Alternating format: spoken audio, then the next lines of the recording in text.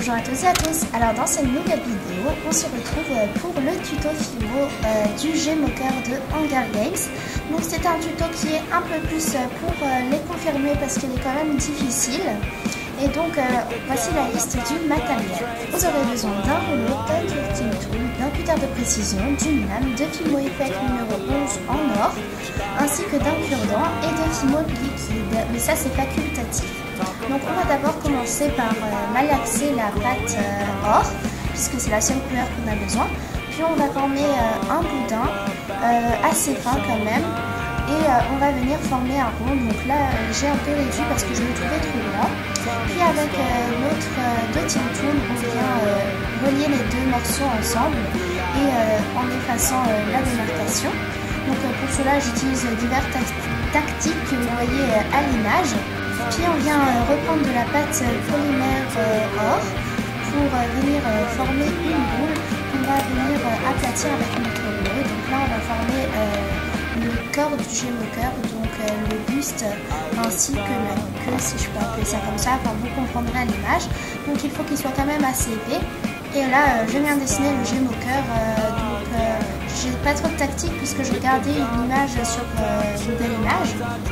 Donc vous voyez un peu, donc là j'ai pas encore fait les ailes, ça je le ferai après. Puis je viens découper avec mon cutter de précision un peu grossièrement et j'enlève le surplus. Et je viens, là j'avais fait j'avais un petit peu trop coupé, donc j'ai un peu rapistonné tout ça et je viens faire l'œil du Gmoker ainsi que son bec avec un cure-dent. Et puis après avec mon cutter de précision, je viens texturer le tout. Donc là je texture le buste d'une certaine manière, en fait je prends la pâte Fimo et je la jette vers l'avant. Là j'ai délimité le buste. Donc vous voyez à l'image, c'est un peu dur d'expliquer à l'oral. Et ça donne à peu près ça, et c'est pour faire les ailes du buste parce qu'elles sont différentes des autres ailes.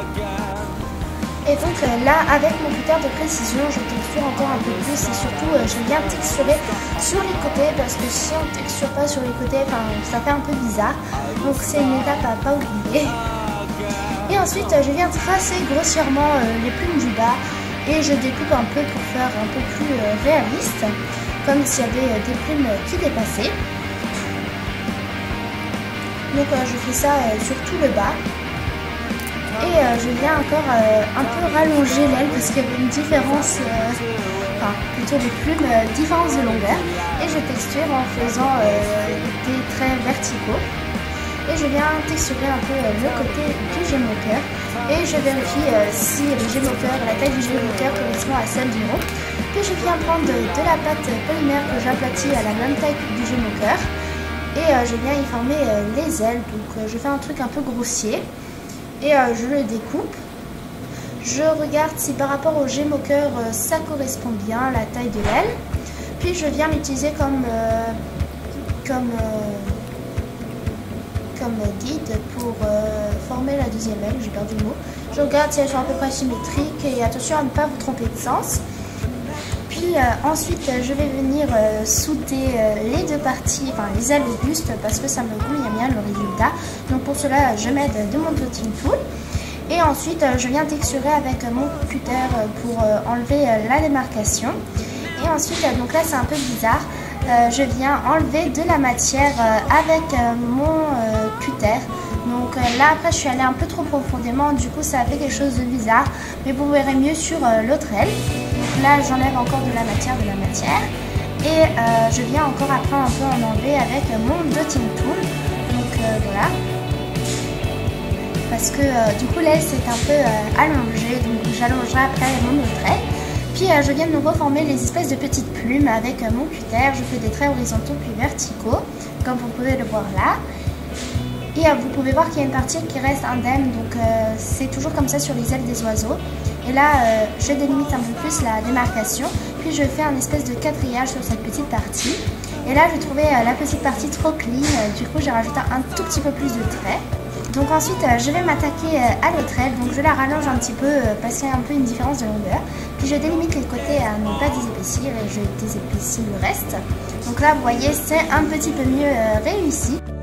Puis je viens continuer à texturer, donc Donc là je fais des petits triangles pour faire un effet plume plus réaliste comme pour les autres côtés.